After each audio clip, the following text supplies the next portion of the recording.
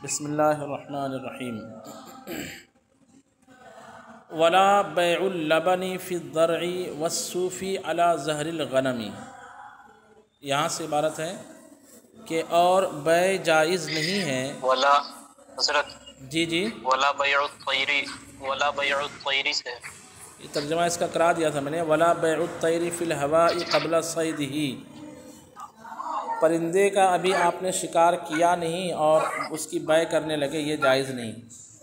कि ये जो परिंदा हवा में उड़ रहा है इसको मैं 2000 रुपये में बेच के देता हूँ, 2000 रुपये में बेचता हूँ, लाओ मेरे पैसे में शिकार करके भी लाता हूँ, ये बै इसलिए जायज़ नहीं क्योंकि परिंदा शिकार होगा कि नहीं होगा ये तय नहीं है, इसलिए बै फासिद है।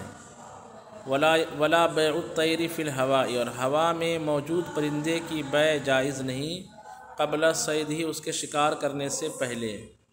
वला यजूज़ बैउल हम्ल फ़िल बतनी वलन नताजी, और पेट में जो हमल है यानी जैसे भैंस है, गाय है, अब ये इसके पेट में बच्चा है तो ये कहना कि ये जो बच्चा पैदा होगा मेरा होगा, कितना लोगे, 5000 रुपये ले लो, उसने ले लिया, ये बै फासिद होगी क्योंकि मबी जो है ना अभी मजहूल है, उसके औसाफ मजहूल है, वो मुज़क्कर होगा कि मुअन्नस होगी, क्या होगा, लंगड़ा होगा, लूला होगा, सही सालिम होगा, या पैदा होगा भी कि नहीं होगा, इसलिए पेट में मौजूद हमल की बै जायज़ नहीं होगी क्योंकि मबी मजहूल है। वलन नताजी, नताज कहते हैं हमल की हमल को, यानी पहले ऐसा होता था कि जनाब ये ऊँटनी के पेट में जो बच्चा है ना, ये बच्चा जब बाद में अगर ये ऊँटनी हुई, यानी जो बच्चा है वो ऊँटनी अगर हुई और बाद में बढ़ करके वो बच्चा देगी तो उसे मैं अभी ख़रीद लेता हूँ।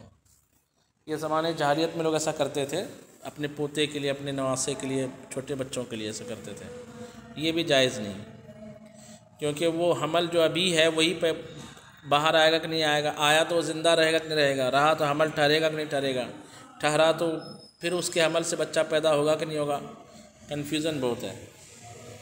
वला बैउल लबनी फ़ी ज़र्इ वस्सूफ़ी अला ज़हरिल गनम, ये कहना कि ये जो थन में जितना दूध है, 4 थन होते हैं जानवर के, तो कहना कि एक थन का दूध मैं आपको 50 रुपये में दे रहा हूँ, चाहे 1 किलो निकले या आधा किलो निकले, ये भी जायज़ नहीं क्योंकि थन के अंदर दूध जो है वो कितना है ये मजहूल है, और कभी थन जो है हवा की वजह से भी फूल जाता है, दूध कम रहता है, लगता है कि ज़्यादा है, तो इसमें धोखा है और मबी मजहूल है, इसलिए ये दुरुस्त नहीं है। ऐसे ही जो है भेड़ जो होते हैं, भेड़ उसके ऊपर ऊन लगे रहते हैं भेड़ के ऊपर, जिससे स्वेटर कंबल वगैरह बनाते हैं। आज भी जो है ओरिजिनल जो है स्वेटर उसी भेड़ का ही बनता है जो सबसे ज़्यादा गर्म रहता है, भेड़ के ऊन का। तो अभी ऊन को काटा नहीं और ये कहना कि जनाब वो इसके ऊपर से मुझे 1 किलो ऊन दे दीजिए, इस भेड़ के ऊपर से, आपने कहा ठीक है ले लीजिए 50 रुपये किलो। अब काटने के लिए गए तो वो कहेगा कि मुझे सीने की तरफ का ऊन चाहिए, आप कहोगे नहीं मैं दुम की तरफ का ऊन दूंगा, जो जिधर गंदा ऊन रहता है, फ्रेश ऊन नहीं रहता है, तो इसलिए झगड़ा होगा, तो ये जायज़ नहीं है। हाँ, ये कहना कि मुझे 1 किलो ऊन दीजिए और उसने काट के ऊन निकाल लिया कहीं से भी और उस पर राज़ी हो गया, तो ये जायज़ है। ऊन जब तक भेड़ की पीठ पर है, निकाला नहीं गया है, तब तक उसकी बै जायज़ नहीं होगी। वला बैउल लबनी फ़ी ज़र्इ, थन में दूध की बै जायज़ नहीं, वस्सूफ़ी अला ज़हरिल गनम, और भेड़ की पीठ पर ऊन की बै। सूफ़ का माना होगा ऊन, सूफिया जो है ऊनी कपड़ा पहनते थे, मोटा कपड़ा, इसलिए उनको सूफ़ी कहते थे। वला यजूज़ु बैउ ज़िराइम मिन सौबिन, पहले जो है ना कपड़े की थान जो है ना वो परफेक्ट इस तरह रहती थी कि उससे छोटा बड़ा नहीं कर सकते थे, किसी काम के लिए जो है ना तय होता था कि इतना गज़ ये कपड़ा है।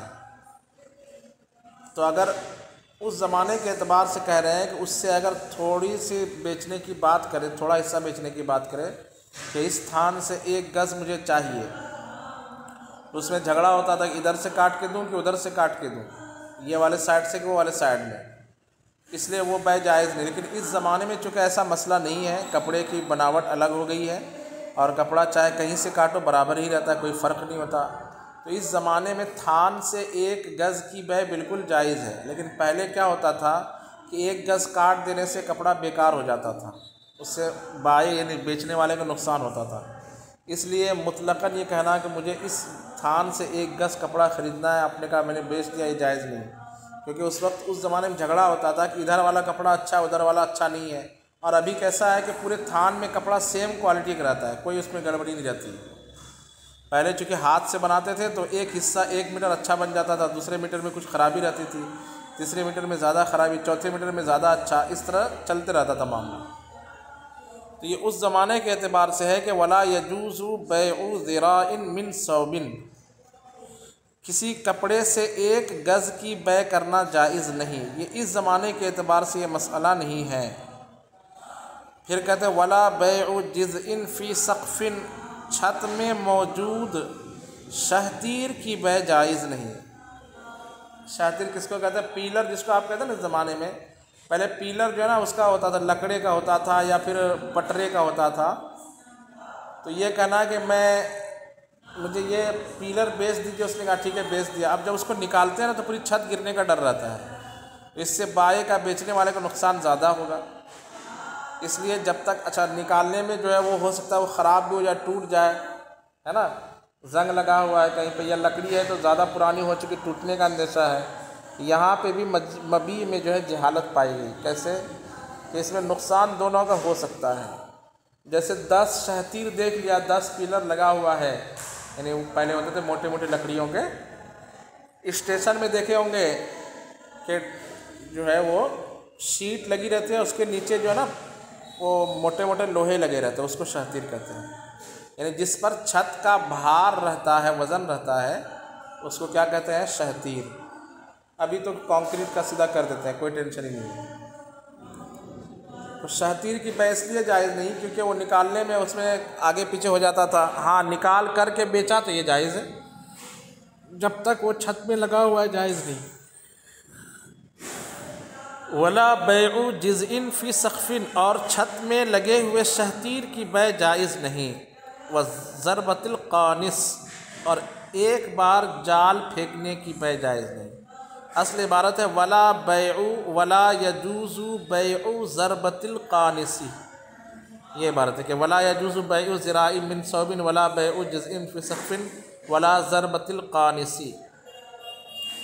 ज़रबतुन कहते 1 बार की मार को, 1 मरतबा की मार। यहाँ कानिस, कानसा यकनसु को माना था शिकार करना, जाल फेंकना। तो आप जो है नदी के किनारे जाल लेकर खड़े हो गए, आप 2 लड़के, और एक ख़रीदार वहाँ से जा रहा था मछली का शौकीन, और इस तरह से आपने ख़रीदना बेचना किया कि मैं जाल दूंगा, 1 बार जाल में जितनी मछली फंसेगी वो उसकी कीमत आपको 1000 देनी है। 1000 लाइए, मैं जाल देता हूँ, जितनी मछली फंसेगी आपकी, 1 फंसे तो आपकी, 100 फंसे तो आपकी। इस तरह से बै करना कर लिया तो ये बै फासिद होगी, क्योंकि मबी यहाँ पर भी मजहूल है, 1 किलो फंसेगी कि 10 किलो फंसेगी, कुछ पता नहीं है। व ज़रबतिल क़ानिसी, और 1 बार शिकारी जाल फेंक, क्या बोलेंगे, 1 मरतबा शिकारी जाल फेंक करके उसकी मछली की बै। लफ्ज़ी माना का ज़रबतुल क़ानिस, और ज़रबतुल क़ानिस की बै जायज़ नहीं। और ज़रबतुल क़ानिस किसको कहेंगे? 1 मरतबा शिकार में जितना शिकार फंसे। वला बैउल मुज़ाबनती, और बै मुज़ाबना भी जायज़ नहीं। बै मुज़ाबना अरब में क्या होता था उसको समझिए। हुआ बैउस समरी अला रूसिन नखली बिखरसिही तमरा। क्या होता था कि पहले जैसे मिसाल के तौर पर खजूर का बाग वाला जो है, कुछ खजूर सदका करने की उनकी नीयत रहती थी कि मैं जो है ना इस दरख्त से जो है ना 2-3 किलो खजूर सदका करूँगा। तो वो पहले ही जो है ना फ़ुक़रा को बोल देते थे कि भैया मैं आपको जो है ना खजूर सदक़े का दूंगा, लेने के लिए आ जाना। अब फ़कीर को लगी रहती थी हाजत, अभी खजूर पकता भी नहीं था कि वो लेने के लिए आ जाता था कि सर दीजिए, खजूर देने वाले थे आप 2 किलो या 3 किलो, इस वो तय कर देता था कि इस शाख में जो खजूर है ना ये वाला, ये आपको मैं दे दूँगा। अब वो पहले लेने के लिए आ गया, अभी पका नहीं है। तो खजूर का मालिक क्या करता था, दूसरा एहसान ये करता था कि देखो अभी पकने में टाइम है, आपको बहुत ज़्यादा ज़रूरत है, तो मेरे पास ये नीचे जो पके हुए टूटे हुए खजूर है, तोड़े हुए जो खजूर हैं, तो आपका जो शाख पर आपके खजूर लगे हुए हैं वो लगभग मेरे ख्याल से 5 किलो होगा। आप एक काम करो, वो तो पक रहा है, टाइम लगेगा दरख्त पर पकने में, आपको अभी ज़रूरत है, तो ये नीचे मेरे जो है ना दूसरे खजूर पके हुए टूटे हुए हैं, इसमें से मैं आपको दे देता हूँ। तो ऐसा अंदाज़े से इसका माल जो उसके दरख्त पर पक रहा है उसके अंदाज़े से टूटा हुआ माल जो है खजूर का बाग मालिक उसको दे देता था। इस बेचने को कहा जाता था बैए मुज़ाबना। क्या कहा जाता था?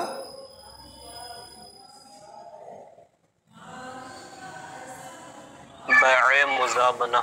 जी, ये बै जायज़ नहीं। बैए तो नहीं हुई है, तो सदका हुआ।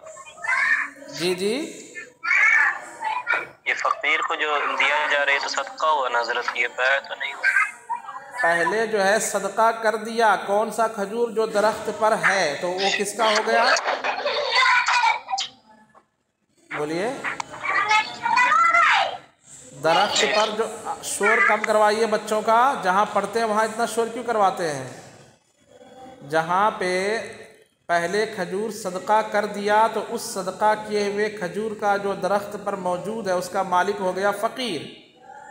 अब दरख्त का मालिक ये कहे कि आपका जो खजूर दरख्त पर लगा है वो मुझे इन टूटे हुए खजूरों के बदले बेच दीजिए, वो कच्चा खजूर मेरे पास रहने दीजिए, आप पके हुए खजूर मैं मेरा जो अपना है वो लेके जाइए। समझ गए बात को? कहते वह बैउत तमरी अला रुऊसिन नखली बिखर्सिही तमरन। और ये बै मुज़ाबना कहते हैं खजूर के दरख्त पर खजूर को बेच देना उसके टूटे हुए खजूर से अंदाज़े से, बेखर्सी उसके अंदाज़े से, तमरन खजूर के बदले। खजूर के दरख्त पर मौजूद खजूर को बेचना उसके अंदाज़े से, खजूर के ज़रिए से, यानी टूटे हुए खजूर के ज़रिए से। वला यजूज़ुल बैउ बिइल्क़ाइल हजर वल मुलामसती वला यजूज़ुल बैउ बिइल्क़ाइल हजरी वल मुलामसती। और इल्क़ाए हजर और मुलामसा की बै जायज़ नहीं। इल्क़ाए हजर यानी पत्थर डाल करके बै करना, कि ये 10 चीज़ें रखी हुई है, मेरा पत्थर जिस पर लगेगा वो मेरा। तो अब जो है उम्दा चीज़ पर पत्थर लगा के घटिया चीज़ पर जो नहीं, क्या आपने क्या किया कि लाइन से एक जगह एक बच्चे ऊँट का बच्चा, एक तरफ ऊँट, एक तरफ गाय, एक तरफ भैंस, ये 5 जानवर रख दिया और एक मखसूस दूरी से कहा कि आप अंदाजे से अपना पत्थर फेंको, जिस जानवर को आपका पत्थर लगेगा वो जानवर आपको इतने में दे दूंगा, यानी कीमत तय हो गई 5000 रुपये। अब मुमकिन है कि वो पत्थर छोटे जानवर के लोगों जिसकी कीमत लगे जिसकी कीमत 2000 है, ये भी मुमकिन है कि बड़े जानवर को लगे जिसकी कीमत 10,000 है, और ये भी मुमकिन है कि 5000 का जो रियल में जानवर उसी को लग जाए। तो इसमें भी मबी मजहूल है कि कौन सा मबी है पता नहीं, कीमत ले लिया। इसको कहा जाता है बै बिइल्क़ाइल हजर, पत्थर फेंक करके बै करना, ये जायज़ नहीं। ऐसी बै मुलामसा भी जायज़ नहीं कि जिसको मैं छू लूँगा, जिस पर हाथ रखूँगा वो मेरा। जैसे 10 चीज़ें रखी हुई है, ठीक है, बेचने वाले ने कहा कि मैं ये 10 चीज़ें जो है ना अलग अलग कीमत में, ये 10 चीज़ें मैं आपको 10,000 में, एक चीज़ की कीमत मिसाल के तौर पर 10,000 है और वहाँ पे 10 चीज़ें रखी हुई है, तो ख़रीदार ये कहे कि मैं एक चीज़ ख़रीदूँगा 10,000 रुपये में, लेकिन क्या ख़रीदूँगा वो मेरी मर्ज़ी है, अभी नहीं बताऊँगा आपको मैं, आप मुझे बेचिए, मैं जिसको छू दूँगा वो मेरा हो जाएगा, मैं जिसको छू दूँगा वो मेरा हो जाएगा। तो इसको बै मुलामसा कहा जाता था। तो ये भी जायज़ नहीं क्योंकि इसमें मबी मजहूल है, मुतय्यन नहीं है। वला यजूज़ु बैउ सौबिन मिन सौबैनी, और 2 कपड़ों में से एक कपड़े की बै करना, ये भी जायज़ नहीं, यानी तय ना करे कि ये कौन सा कपड़ा। आप 2 मोबाइल लेके गए और आप कहा भैया 5,000 रुपये में मुझे एक मोबाइल बेचना है, ये 2 में से, लेकिन किसको बेचना है ये नहीं बताया आपने, 2 में से एक मैं बेचूंगा। तो 2 में से एक को आपने चूँकि मुतय्यन नहीं किया है ना, इसलिए बै जायज़ नहीं होगी।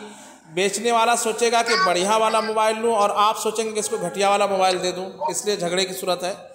वला यजूज़ु बैउ सौबिन मिन सौबैन, 2 कपड़ों में से एक गैर मुतय्यन कपड़े की बै जायज़ नहीं। अगर तय कर दिया कि ये दो में से ये कपड़ा बेचूंगा तब तो ज़ाहिर सी बात है बै जायज़ है, तय नहीं किया तो जायज़ नहीं।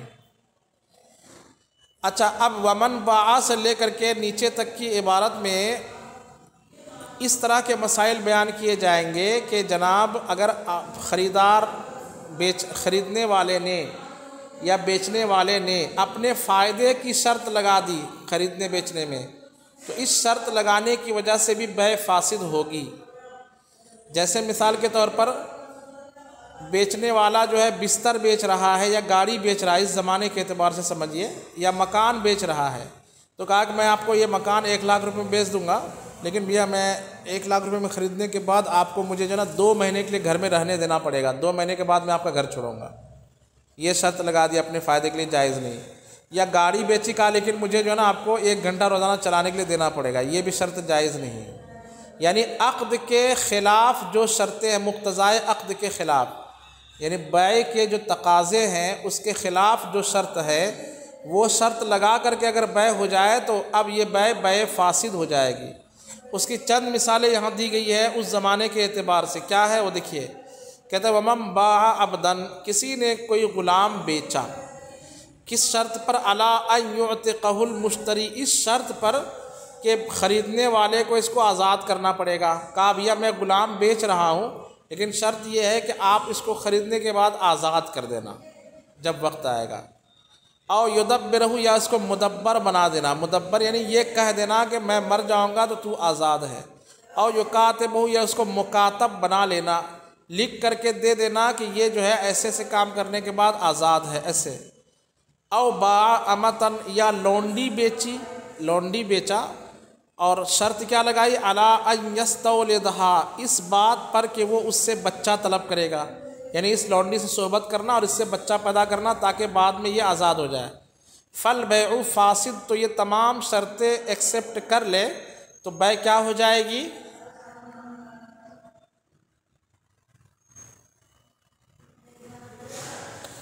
फासिद हो जाए, बै फासिद हो जाएगी। चलो यही तक रहने दीजिए। सल्लू